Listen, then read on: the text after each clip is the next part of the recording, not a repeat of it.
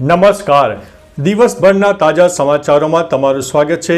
તમારી સાથે હું છું પિનલગીરી ગોસ્વામી. સમાચારો વિસ્તારથી જાણીએ એ પહેલા મહત્વના સમાચારો ઉપર એક નજર. નમસ્કાર મિત્રો, મહત્વની હેડલાઇન્સ ઉપર નજર નાખીએ તો ફરીવાર આવ્યો છે ભૂકંપ. સુનામીની ચેતવણી જાહેર કરવામાં આવી છે. વાત છે ઓસ્ટ્રેલિયા નજીક આવેલા પાપુઆ ન્યૂ ગિની આઇસલેન્ડની. ત્યારે આગળ વાત થશે પીએમ મોદીએ બેંગકોકમાં ભગવાન બુદ્ધ મંદિરમાં પ્રાર્થના કરી હતી. આગળ વાત થશે મમતાને જેલ મોકલો, સત્તામાં રહેવાનો અધિકાર નથી. આગળ વાત થશે બાંગ્લાદેશમાં જલ્દી ચૂંટણી કરાવો તેવું પીએમ મોદીએ જણાવ્યું છે. ત્યારે વાત થશે બાપ રે બાપ, રાજ્યમાં ગરમીનો કાળો કહેર જોવા મળી રહ્યો છે. ત્યારે વાત થશે દિલ્હીમાં આયુષ્યમાન યોજના લાગુ કરવામાં આવી છે. ગઈકાલ 5 એપ્રિલથી આ યોજના લાગુ થઈ ગઈ છે. ત્યારે વાત થશે ગુજરાત પોલીસને પ્રોજેક્ટ દ્રષ્ટિ PCR પહેલા ડ્રોન પહોંચશે. ત્યારે વાત થશે હે ભગવાન, દીકરા સામે માતા ઉપર દુષ્કર્મ આચરવામાં આવ્યું છે. ત્યારે વાત થશે પાવાગઢમાં ચૈત્રી નવરાત્રિએ ભક્તોનું ઘોડાપુર ઉમટી પડ્યું છે. આગળ વાત થશે સુપ્રીમે સોશિયલ મીડિયા પર બાળકોના પ્રતિબંધની અરજી ફગાવી છે. આગળ વાત થશે પીએમ મોદીને શ્રીલંકામાં ગાર્ડ ઓફ ઓનર આપવામાં આવ્યું છે. ત્યારે વાત થશે વડોદરામાં વધુ એક અકસ્માતની ઘટના સામે આવી છે. ત્યારે વાત થશે અમદાવાદની દરેક મિલકતને મળશે યુનિક ID નંબર. ત્યારે વાત થશે મોટા સમાચાર સામે આવી રહ્યા છે. રાહુલ ગાંધીને મોટો ઝટકો મળ્યો છે.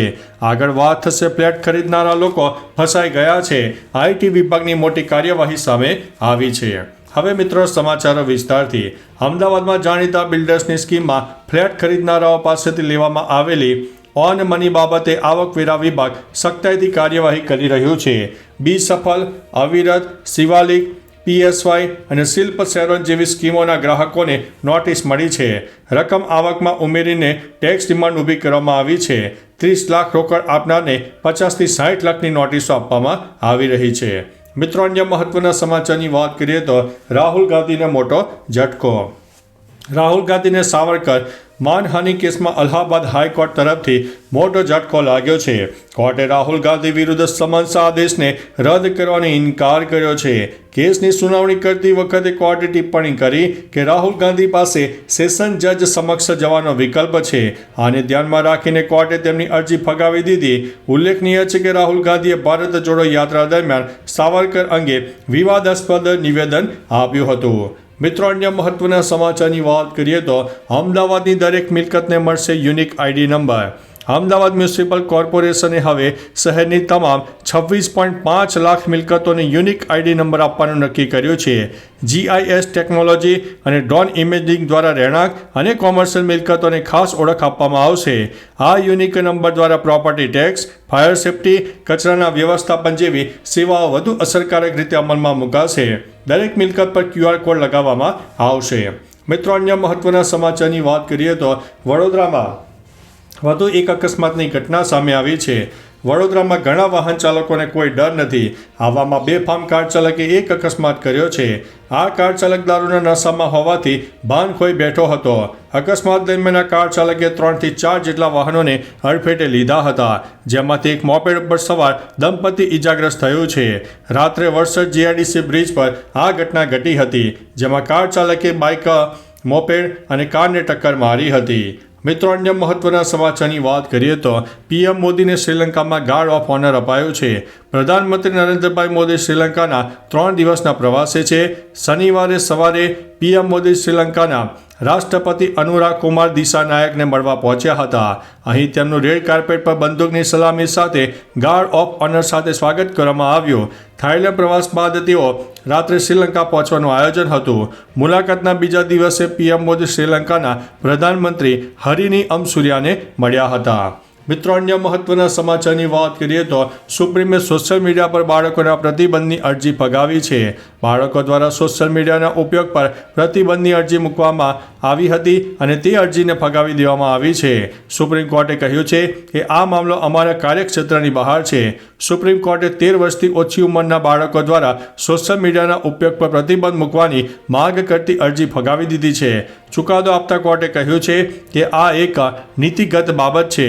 તમે સંસદને કાયદો બનાવવાનું કહો છો, અમારા કાર્યક્ષેત્રની આ બહારની વસ્તુ છે. મિત્રો, અન્ય મહત્વના સમાચારની વાત કરીએ તો પાવાગઢમાં ચૈત્રી નવરાત્રિએ ભક્તોનું ઘોડા પર ઉમટી પડ્યું છે. ચૈત્રી નવરાત્રિને લઈને પાવાગઢમાં ભક્તોની ભારે ભીડ ઉમટી પડી. વહેલી સવારથી ભક્તો માતાજીના દર્શન માટે પહોંચ્યા. દુર્ગાષ્ટમીના પાવન દિવસે ભક્તોએ દર્શન કરીને ભાવ વિભોર થયા હતા. ફક્ત ગુજરાત નહીં પરંતુ આસપાસના રાજ્યના જિલ્લાઓમાંથી પણ ભક્તો ઉમટી રહ્યા છે. ગરમીને ધ્યાનમાં લઈને ભક્તો વહેલી સવારે આવી રહ્યા છે, જેથી સવારના ઠંડા સમયે ભક્તોની ભીડ જોવા મળી રહી છે. મિત્રો, અન્ય મહત્વના સમાચારની વાત કરીએ તો હે ભગવાન, દીકરા સામે માતા ઉપર ગેંગરેપ થયો હતો. કર્ણાટકના દાવણગેરે જિલ્લામાં ખાનગી બસમાં તેના દીકરાની સામે જ મહિલાઓ પર દુષ્કર્મ આચરવામાં આવ્યો. પોલીસે આ કેસમાં 3 આરોપીઓની ધરપકડ કરી છે. એવો આરોપ છે કે સ્થાનિક પોલીસે આ મામલો દબાવવાનો પ્રયાસ કર્યો છે. બાદમાં વિજયનગર જિલ્લાના એસપીના હસ્તક્ષેપ બાદ કાર્યવાહી કરવામાં આવી. મહિલા મંદિરે દર્શન કરીને બસમાં પરત આવતી હતી ત્યારે ડ્રાઈવર, કંડક્ટર અને હેલ્પરે દુષ્કર્મ આચર્યું હતું.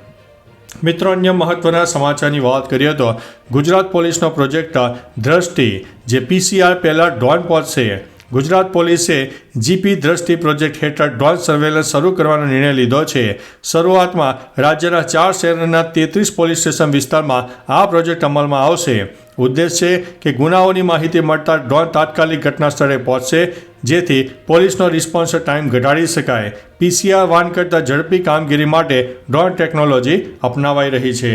મિત્રો, અન્ય મહત્વના સમાચારની વાત કરીએ તો દિલ્હીમાં આયુષ્યમાન યોજના લાગુ. 5 એપ્રિલથી દિલ્હીમાં આયુષ્યમાન યોજના લાગુ કરવામાં આવશે. ભારત સરકારના રાષ્ટ્રીય આરોગ્ય સત્તામંડળ અને દિલ્હી સરકારના રાજ્ય આરોગ્ય સત્તામંડળ વચ્ચે એક ઔપચારિક કરાર થશે. આ અંગે શુક્રવારે મુખ્યમંત્રી રેખા ગુપ્તાએ મંત્રીઓ સાથે બેઠક યોજી હતી. ઉલ્લેખનીય છે કે આ યોજના હેઠળ ગરીબ પરિવારો અને વૃદ્ધોને 5 લાખ રૂપિયા સુધીની મફત સારવાર મળનારી છે. મિત્રો, અન્ય મહત્વના સમાચારની વાત કરીએ તો બાપ રે બાપ, રાજ્યમાં ગરમીનો કાળો કહેર. ગુજરાતમાં ગરમીનો કાળો કેર વર્તાવાનું શરૂ થયું છે. સિઝનનું સૌથી વધારે તાપમાન 44.5 ડિગ્રી ભુજમાં નોંધાયું છે, તો રાજ્યના 10થી વધુ જિલ્લામાં તાપમાન 40 ડિગ્રીને પાર ગયું છે. કચ્છમાં હીટવેવના ઓરેન્જ એલર્ટ અને રાજકોટમાં યલો એલર્ટ જારી કરાયા છે. આ સિવાય અમદાવાદ 41.3, ગાંધીનગર 41, ડીસા 42.1, સુરેન્દ્રનગર 43.2, રાજકોટ 42.9, કંડલા 42, નલિયા 40.4, કેશોદ 40.7 તાપમાન નોંધાયું છે. મિત્રો, અન્ય મહત્વના સમાચારની વાત કરીએ તો બાંગ્લાદેશમાં જલ્દી ચૂંટણી કરાવો તેવું પીએમ મોદીએ જણાવ્યું છે. પીએમ મોદી બાંગ્લાદેશના મુખ્ય સલાહકાર મોહમ્મદ યુનુસને મળ્યા. આ દરમિયાન તેમણે બાંગ્લાદેશમાં જલ્દી ચૂંટણી કરાવવાની અપીલ કરી છે. તેમણે સંબંધોને નુકસાન પહોંચી શકે તેવા નિવેદનોને ટાળવા પણ કહ્યું છે. બંને નેતાઓ થાઇલેન્ડ પહોંચ્યા હતા. ભારત વિદેશ સચિવ વિક્રમા મિશ્રીએ આ બેઠક વિશે માહિતી આપી હતી. બેઠક દરમિયાન પીએમએ આશા વ્યક્ત કરી છે કે બાંગ્લાદેશ ટૂંક સમયમાં લોકશાહી અને સ્થિર સરકાર જોવા મળશે. મિત્રો, અન્ય મહત્વના સમાચારની વાત કરીએ તો મમતાને જેલ મોકલો, સત્તામાં રહેવાનો અધિકાર નથી. પશ્ચિમ બંગાળમાં શિક્ષક ભરતી કૌભાંડ કેસમાં ભાજપે મુખ્યમંત્રી મમતા બેનર્જીના રાજીનામા અને તેમને જેલમાં મોકલવાની માંગ કરી છે. ભાજપના પ્રદેશ પ્રમુખ સુકાંત મજમુદારે દાવો કર્યો હતો કે શિક્ષક ભરતી કૌભાંડ કેસમાં જેલ જનારા મમતા બીજા મુખ્યમંત્રી હશે. આ પહેલાં હરિયાણાના પૂર્વ મુખ્યમંત્રી ઓમ પ્રકાશ ચૌટાલા 2013માં આવા જ એક કેસમાં જેલ ભેગા થયા હતા. મિત્રો, અન્ય મહત્વના સમાચારની વાત કરીએ તો પીએમ મોદીએ બેંકોકમાં ભગવાન બુદ્ધ મંદિરમાં પ્રાર્થના કરી. પ્રધાનમંત્રી નરેન્દ્રભાઈ મોદીએ શુક્રવારે બેંકોકમાં આવેલા વાટ ફો મંદિરની મુલાકાત લીધી, જે તેની સ્થાપત્ય અને 46 મીટર ઊંચી વિશાળ આડી બુદ્ધ પ્રતિમા માટે પ્રખ્યાત છે. થાઇલેન્ડના વડાપ્રધાન પાટો ગન્નાટા સિનાવાત્રા પણ તેમની સાથે હતા. પ્રધાનમંત્રી મોદીએ મંદિરમાં સૂતેલા ભગવાન બુદ્ધને પ્રાર્થના કરી અને વરિષ્ઠ બૌદ્ધ સાધુઓને સંગદાન પણ આપ્યું હતું. મિત્રો, અન્ય મહત્વના સમાચારની વાત કરીએ તો ફરીથી આવ્યો છે ભયંકર ભૂકંપ. સુનામીની ચેતવણી જારી કરવામાં આવી છે. ફરી એક વખત ભયાનક ભૂકંપના લીધે ધરતી હલી ઉઠી હતી. આ વખતે ઓસ્ટ્રેલિયાના નજીક આવેલા પાપુઆ ન્યૂ ગિની આઇસલેન્ડ ઉપર ભૂકંપ આવ્યો હતો, જેની તીવ્રતા 6.9ની માપવામાં આવી છે. ભૂકંપના લીધે સુનામીની ચેતવણી જારી કરી દેવામાં આવી છે. ભૂકંપના કારણે દરિયામાં ઊંચા મોજા ઉછળ્યા હતા. તો બીજી તરફ રાત્રે ભારત અને નેપાળના કેટલાક વિસ્તારોમાં પણ ભૂકંપના આંચકા આવ્યા હતા. તો ચાલો મિત્રો, ફરીથી દેશ અને દુનિયાના સુપરફાસ્ટ સમાચાર લઈને મળતા રહીશો. ત્યાં સુધી અમને રજા આપશો. નમસ્તે.